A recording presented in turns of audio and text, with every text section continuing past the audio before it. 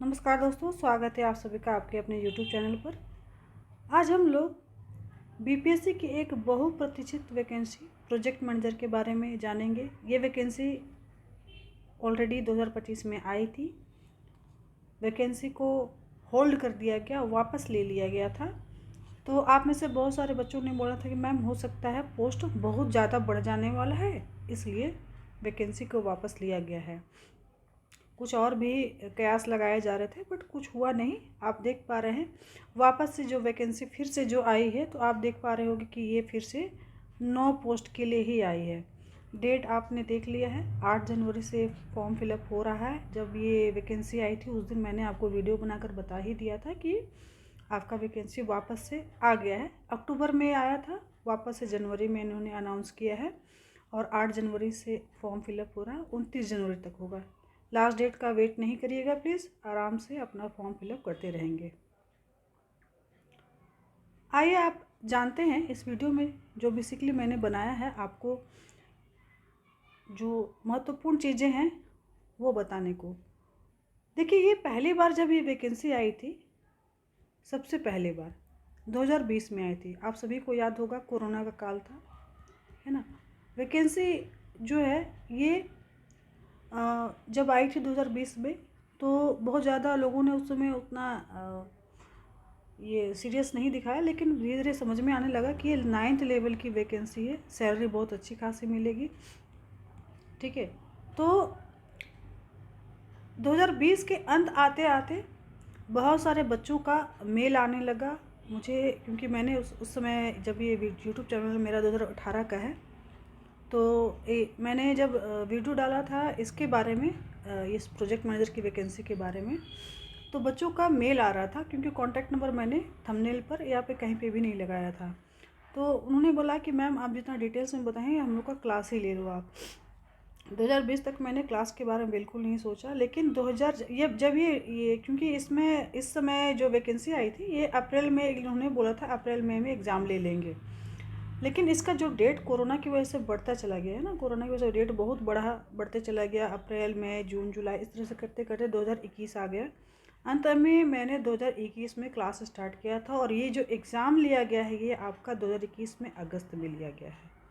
ठीक है, और बहुत सारे बच्चे, क्योंकि ये जब बैच में स्टार्ट की थी, जनवरी फरवरी का मंथ था, जनवरी में अराउंड स्टार्ट की थी, करीब करीब मैंने 5 बैच लिए थे। तो पाँचों बैच मिला के लगभग जितना जो पोस्ट था आपका, उसका करीब 25% हमारे संस्थान के द्वारा, क्योंकि प्री में तो बहुत सारे बच्चे क्वालिफाई किए थे, लेकिन मेंस के बाद में इंटरव्यू तक आते आते करीब करीब बहुत ज़्यादा बच्चे नहीं, करीब करीब ज़्यादा आपको देख पा रहे हैं, करीब 60 के पोस्ट थे और 15-20 बच्चे ही लास्टली क्वालिफाई किए थे। तो मैंने प्री मेंस इंटरव्यू सारा क्लास लिया था। अब बाकी चीज़ों को मैं आपको समझाने की कोशिश कर रही हूँ। इस बार वैकेंसी बहुत कम पोस्ट के लिए आई है। अक्टूबर में आई तो लगा था कि हो सकता है जब होल्ड किया गया तो कुछ पोस्ट बढ़ेंगे, बट ऐसा कुछ हुआ नहीं, 9 पोस्ट ही हैं। इसलिए अभी फ़िलहाल आप 9 पोस्ट मानकर ही तैयारी करिए। अभी देख पा रहे हैं आप बहुत सारी वैकेंसी है, सैनिटरी वाले की वैकेंसी आई है, टाउन प्लानर की वैकेंसी आई है, फिर एसीएफ की वैकेंसी आई है। सब में देख पा रहे हो कि बहुत कम कम पोस्ट है। तो ये मत मान के चलो कि हाँ पोस्ट बहुत अचानक से बढ़ जाएगा। बढ़ जाता है तो बहुत अच्छी बात है, आप पॉजिटिव हैं तो बहुत अच्छी बात है, लेकिन फ़िलहाल जितना है उस पर तैयारी करो, है ना। इसको नेगेटिव मानकर मत तैयारी करेंगे। 9 पोस्ट है, मैं लास्ट वीडियो में बता ही चुकी हूँ कि कौन कौन से वर्ग की कितने पोस्ट हैं। ठीक है, वेतनमान लेवल फिर से बता दे रही हूँ, 9th लेवल का है। और जो बच्चे मेरे क्वालिफाई किए हैं 2023 में, इनका जो रिज़ल्ट हुआ है अभी 2026 आ गया है, इनका करीब करीब इंक्रीमेंट भी हो चुका है और वेतन भी काफ़ी बढ़ चुका है। उस समय से वेतन इनका अगर देखा जाए तो करीब 10 to 20% आपका वेतन जो है देखने को मिला है कि बढ़ गया है। ठीक है, ऑलरेडी मेरे बच्चे जो है प्रोजेक्ट मैनेजर में, कुछ का वीडियो भी मैंने डाला है, आप देख पाएंगे, और मैं उसका लिंक भी आपको इसके थंबनेल में शेयर कर दूँगी। बाकी आप ओल्ड प्लेलिस्ट में जाओगे तो सारा कुछ आपको देखने को मिलेगा। चलिए जानते हैं क्या योग्यताएं हैं। योग्यता आप देख पाएंगे जो मैं लास्ट वीडियो में बता ही चुकी हूँ, ये सारी योग्यताएं हैं जो बेसिकली AICTE अप्रूव संस्थान से आपका, चाहे वो आपने इंजीनियरिंग करके रखा है, चाहे आपने MBA करके रखा होगा, फार्मेसी की डिग्री होगी, चार्टर्ड अकाउंटेंसी करके रखा होगा, कॉस्ट अकाउंटेंसी, रेशम टेक्नोलॉजी में आपने मैनेजमेंट करके रखा होगा, या फिर लेदर टेक्नोलॉजी में आपकी डिग्री हो, या फिर सबसे अगर हम बात करेंगे जो मिनिमम एलिजिबिलिटी क्राइटेरिया है जो आपको यहाँ दिखने को मिल रही है, इकोनॉमिक्स, मैथमेटिक्स, स्टैटिस्टिक्स, फिजिक्स और केमिस्ट्री, इनमें से किसी एक सब्जेक्ट में आपका सेकेंड लेवल में सेकेंड डिग्री से आपका ग्रेजुएशन होना चाहिए, और ये ऑनर्स कोर्स होना चाहिए। ठीक है, ऐसा नहीं कि आपने कोई अदर ऑनर्स ले रखा हो, उसमें ये सब्जेक्ट आपको देखने को मिले उसका कॉम्बिनेशन में, तो आप एलिजिबल होते हैं। तो इस चीज़ को थोड़ा ध्यान दे दीजिएगा।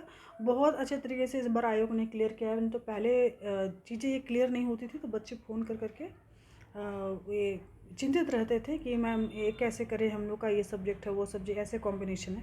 तो अभी आप चीज़ें एकदम क्लियर से देख रहे हो, तो इसमें कंफ्यूज नहीं होना। ठीक है, चलो आगे बढ़ते हैं। एज जो जैसे कि बीपीएससी में सारे एज को आप जानते हैं, मिनिमम 21 ईयर्स होता है, और मैक्सिमम अगर अनरिजर्व की बात करें तो 40 होता है, और बाकी SC ST के लिए 42 होता है। तो ये देख लेंगे। हाँ, इसमें जो पुरुष वर्ग है उनके जो अनरिजर्व है उनका 37 ही होगा। ठीक है, महिलाओं के लिए 40 है। चलिए आगे बढ़ते हैं। क्या चीज़ें और जो जानने की आवश्यकता है, चयन प्रक्रिया है ना। देखिए बहुत सारी चीज़ें हैं देखने को, तो मैं आपको बच्चों की तरह छोटे छोटे चीज़ों को डिस्कस नहीं करूँगी, जो आपके लिए ज़रूरी है आप पहले उस चीज़ को समझो। यहाँ से आते हैं, ठीक है, ये इंपॉर्टेंट चीज़ है। प्री के बारे में बात कर रहे हैं हम लोग, है ना। ये प्री का सेक्शन है। प्री सेक्शन में क्या है, तो पहले इतना जान लो कि 70 मार्क्स का आपका इकोनॉमिक्स और इंडस्ट्री से जुड़ा हुआ क्वेश्चन पूछेगा। करंट अफेयर्स होगा 40 मार्क्स का, और जनरल मेंटल एबिलिटी जो होती है, मानसिक क्षमता जांच, वो आपका 40 मार्क्स का होगा। सभी प्रश्न कैसे होंगे, ऑब्जेक्टिव लेवल के। लास्ट बार भी ऑब्जेक्टिव लिया था, ठीक है, कुछ उसमें अलग नहीं है, बिल्कुल सेम में आपको आया है। 2 घंटे 15 मिनट का एग्ज़ाम होगा। पिछले बार लिए थे शायद 12 बजे से एग्ज़ाम चालू हुआ था, जहाँ तक मुझे याद है 12 बजे स्टार्ट हुआ था, 2:15 पे एग्ज़ाम ख़त्म हुआ था बच्चों का। तो ये कमो बेश आप जान लीजिएगा यही टाइमिंग होने वाली है। तो मैं बता ही दे रही हूँ कि ये आपका टोटल कितने मार्क्स का हो गया, 150 मार्क्स का। 70 40 40, ठीक है, ये 150 मार्क्स का एग्ज़ाम होगा।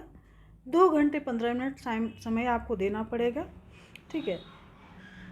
और अगर हम इसके सिलेबस के बारे में बात करेंगे तो एक जो इकोनॉमिक्स और इंडस्ट्री का सिलेबस है वो इन्होंने दे रखा है, ठीक है। तो अभी मैं मेंस के बारे में डिस्कस नहीं करूँगी, ठीक है, ज़्यादा डिस्कस नहीं करूँगी, हल्का सा बता दे रही हूँ ताकि मैं आगे जो महत्वपूर्ण चीज़ें अभी जो जानना चाहिए आपको वो आपको समझा पाऊँ। ये देखो मेंस का सिलेबस है, ठीक है। तो पहले तो आप जान लो कि आपको 4 सब्जेक्ट का एग्जामिनेशन देना है मुख्य परीक्षा में। अच्छा, इसके बाद इंटरव्यू भी होगा, ये भी बता दे रही हूँ, है ना। तो आपको क्या क्या देना है, प्री है, मेंस है, इंटरव्यू है। बहुत आराम से समझेंगे, कोई ज़्यादा इसमें ये है नहीं, ठीक है। 3 लेवल में एग्ज़ाम होगा। पिछले बार बहुत टाइम लिया था इन्होंने, 2020 की वैकेंसी 2023 में फ़ाइनल किया गया था, ठीक है, और 2023 में बच्चों का फाइनल सिलेक्शन हुआ था। चलिए आगे बढ़ते हैं हम लोग। ये है आपका अनिवार्य पेपर।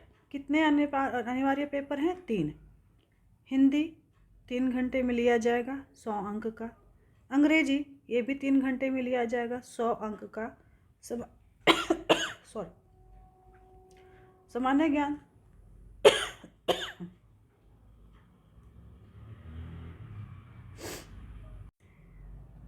फिर सामान्य ज्ञान है, वो भी आपका 3 घंटे का है, लेकिन ये 200 मार्क्स का है, ठीक है, ये 200 मार्क्स का है।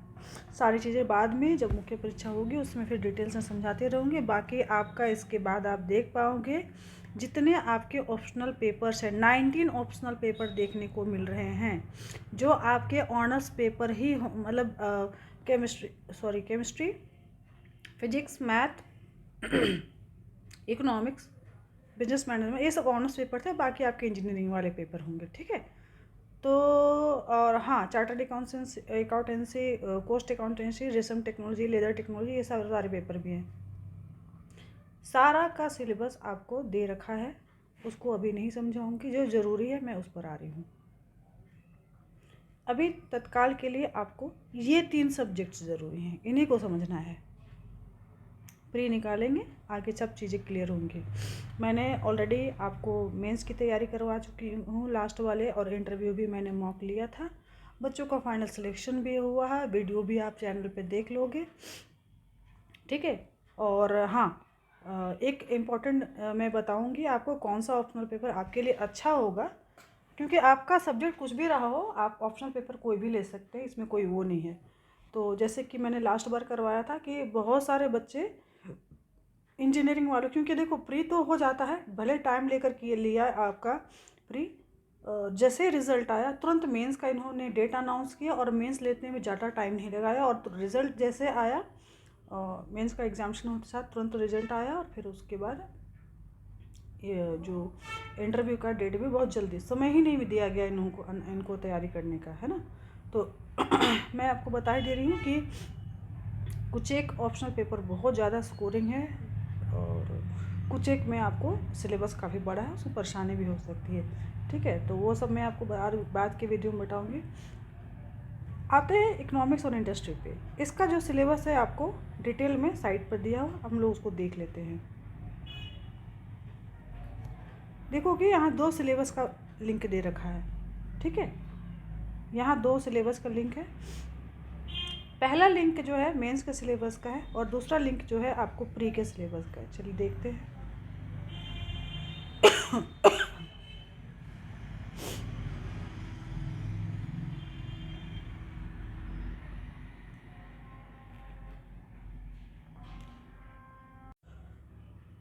चलिए देखिए, ये जो सिलेबस है आप देख पा रहे हैं, ये इंडियन इकोनॉमी और इंडस्ट्री का सिलेबस है। टोटल इसके 12 यूनिट्स होंगे, ठीक है। आप देख पा रहे हैं 12 यूनिट्स में पूरा सिलेबस बटा हुआ है। ये पुराना ही सिलेबस है।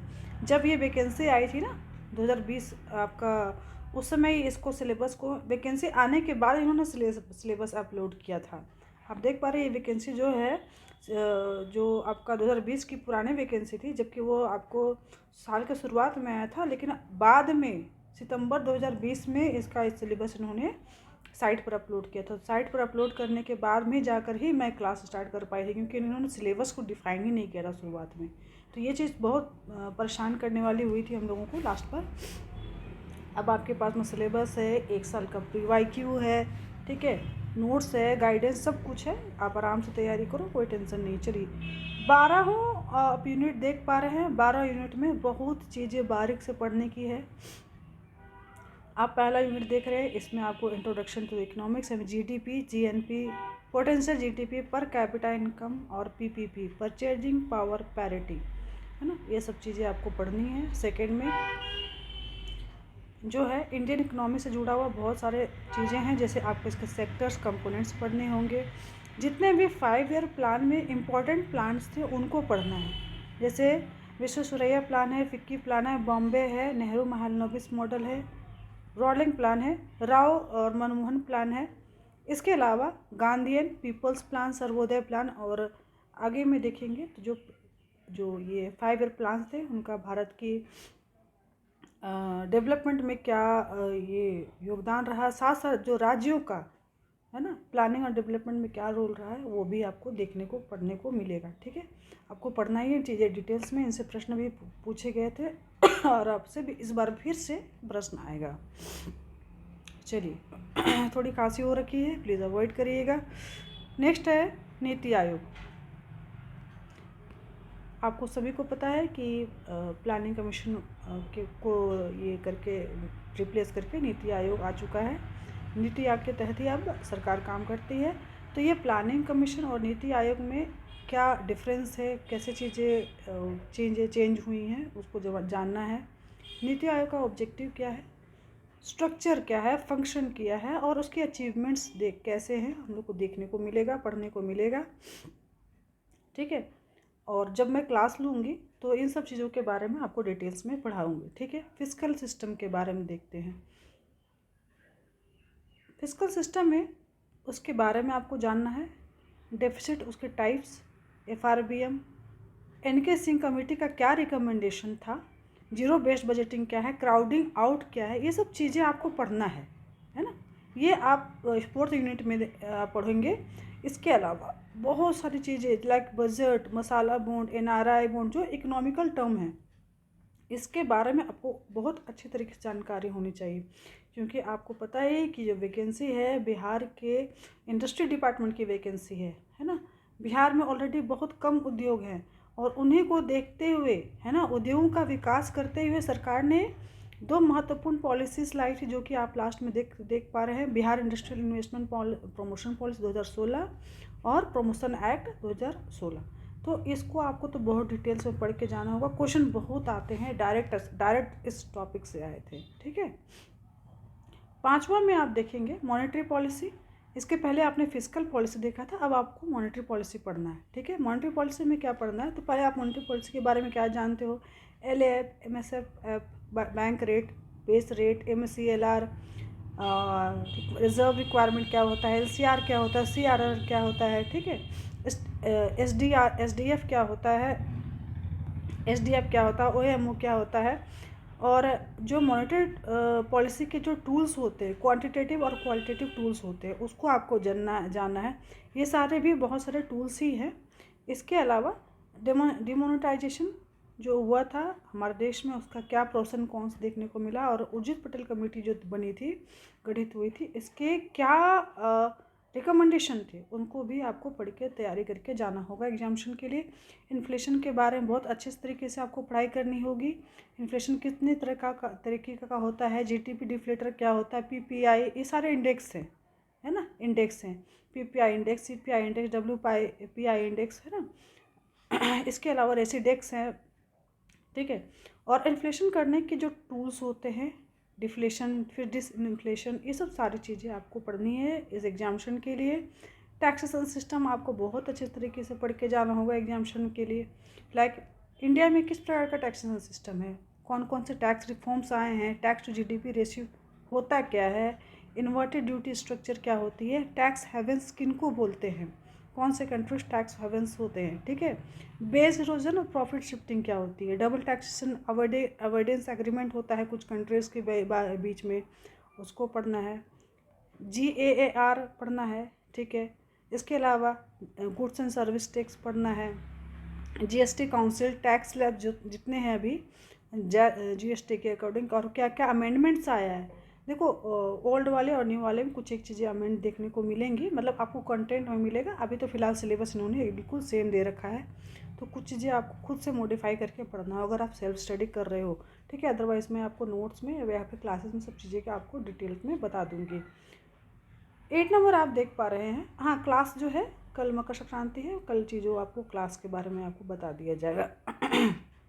8 नंबर आप देख रहे हैं, जो इकोनॉमिकल रिफॉर्म्स हुए थे और उनके जनरेशन, लाइक आप अभी आप देख पा रहे हैं 3 जनरेशन रिफॉर्म्स हुए हैं। फर्स्ट जनरेशन, सेकेंड जनरेशन और थर्ड जनरेशन, तीनों रिफॉर्म्स को बहुत अच्छे से पढ़ के जाना होगा एग्जामिनेशन के लिए। अगर आप देख पाते हो ध्यान से, तो आपको लगेगा कि आपको आफ्टर द ये जैसे प्री इंडियन इकोनॉमिक्स नहीं, आपको पोस्ट इंडियन इकोनॉमी बहुत अच्छे से पढ़ाई करनी है। इसके अलावा जो आर्थिक सुधार हुए हैं भारत में, ठीक है, और वैश्विक परिदृश्य में जो भारत की इकोनॉमी है वो कहाँ स्टैंड करती है, किस प्रकार से भारतीय अर्थव्यवस्था में मल्टीपल चेंजेस आए, रिफॉर्म्स आए, सब चीज़ें आपको पढ़ना ही होगा, क्योंकि बहुत सिलेबस जो है अपने आप में बहुत वृहद सिलेबस सरकार ने बनाया था। खैर समय लगा था हम लोगों को भी, बट हाँ बहुत आराम से हम लोगों ने 1.5-2 महीने में, जो पहला बैच था मेरा वो निपट गया था। फिर समय से, क्योंकि समय बढ़ता चला गया था, हमें पर्याप्त समय मिला, तो बच्चों ने भी काफ़ी अच्छी तैयारी की थी। इस बार नहीं कह सकती हूँ कि कितना समय मिलेगा, बट कोशिश करेंगे कि हम लोग समय पूर्व अपनी तैयारी कंप्लीट करवा लें। चलिए 9th नंबर जो है ये भी आपका रिफॉर्म में ही है। ग्लोबलाइजेशन में जो मैं बताई कि अर्थव्यवस्था का जो वैश्विक परिदृश्य है उसके बारे में पढ़ना है, और इसका इम्पैक्ट क्या है भारतीय अर्थव्यवस्था पे, ठीक है, वो चीज़ों को जान लेना है। 10th नंबर जो है इंडस्ट्रीज़ के बारे में पढ़ना है, बहुत डिटेल्स टॉपिक है ये।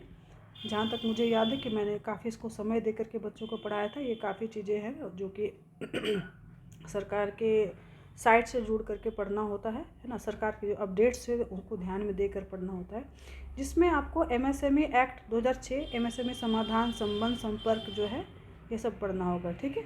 इसके अलावा आप देख पाएंगे जो बिहार में या फिर नेशनल लेवल के जो स्किल डेवलपमेंट प्रोग्राम्स हैं, इंफ्रास्ट्रक्चर डेवलपमेंट प्रोग्राम्स हैं, उन्हीं में आपका PMEGP ई पोर्टल है, उद्यम रजिस्ट्रेशन है, MSME डाटा बैंक है, स्फूर्ति, एस्पायर, ये सब चीज़ें है ना, जो बेसिकली स्किल डेवलपमेंट से जुड़े हुए टॉपिक्स हैं, इनको बहुत अच्छे तरह से पढ़ के जाना होगा।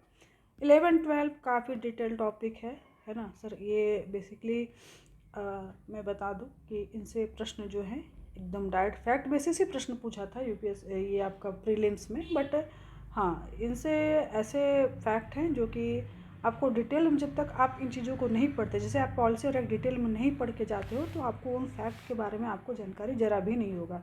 तो ये मैं आपको 70 नंबर का सिलेबस आपको गाइड कर दी हूँ, ठीक है। ये 70 मार्क्स का सिलेबस गाइड की हूँ। बाकी जो आप देख पा रहे हैं एडवर्टीजमेंट में आपको जो बाकी 40-40 मार्क्स का जो सिलेबस है वो इन्होंने थोड़ा सा समझाया है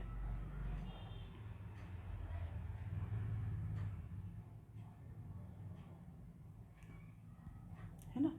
बस यहाँ पर क्या बोल दिया है, करंट अफेयर्स और मानसिक क्षमता जांच, ठीक है। मानसिक क्षमता जांच में वो सारे प्रश्न पूछे गए थे BPSC के जो अभ्यर्थी, जो पिछले बार प्रोजेक्ट मैनेजर के अभ्यर्थी थे, जो बेसिकली जनरल मेंटल एबिलिटी से संबंधित जो अन्य एग्जाम्स में प्रश्न पूछते उसी प्रकार के प्रश्न पूछे गए थे, कुछ अलग नहीं पूछा गया था। हाँ, लेकिन मैनेजमेंट से जुड़ा हुआ पोस्ट है तो थोड़ा सा क्वेश्चन अच्छा खासा था, हैवी लेवल का। और करंट अफेयर्स तो है वो जो बेसिक लेवल के ही करंट अफेयर्स पूछे गए थे। तो जो ये बेसिकली जो क्लास है इसका मैं ली थी, है ना, इनका मैंने प्रॉपर गाइडेंस प्रोवाइड किया था लास्ट के बैच में, 2020 वाले बैच में भी। और अभी तो सैनिटरी का क्लास चल रहा है, आपका भी क्लास जल्द से जल्द स्टार्ट कर लेंगे। नेक्स्ट वीडियो में हम लोग थोड़ा और लगेगा कि और चीज़ें जानना है तो आप मुझे कमेंट करिएगा, नेक्स्ट वीडियो में उन चीज़ों को समझाने की कोशिश करूँगी। हाँ, अभी पे लेवल उनका पेमेंट कितना हो रहा है, क्या फंक्शन है, क्या काम करते हैं वो लोग प्रोजेक्ट मैनेजर, उसके बारे में मैं नेक्स्ट वीडियो में आपको गाइड करूँगी। इस वीडियो में इतना ही। क्लासेस के लिए मैं आपको टेलीग्राम लिंक और यूट्यूब लिंक और आपको मेरे व्हाट्सएप स्टेटस के थ्रू आपको इन्फॉर्म कर दूँगी। और क्लास और बाकी चीज़ों की जानकारी के लिए मुझे इस नंबर पे कॉल कर सकते हैं। अगर मैं कॉल नहीं उठाती तो प्लीज़ मुझे व्हाट्सअप कर लीजिएगा। टेलीग्राम लिंक जो है मैं आपको इस वीडियो के डिस्क्रिप्शन बॉक्स में दे दे रही हूँ, बाकी चीज़ों की भी जानकारी आपको डिस्क्रिप्शन बॉक्स से मिल जाएगी। कुछ भी बच्चे अभी भी ओल्ड लिंक पर क्लास के लिए अप्लाई कर दी है, तो मैं आपको जो फ्रेश लिंक प्रोवाइड करूँगी उसी पर ही क्लास के लिए अप्लाई करेंगे, बाकी पेमेंट डिटेल्स भी आपको कल मिल जाएगा। वीडियो देखने के लिए बहुत बहुत धन्यवाद।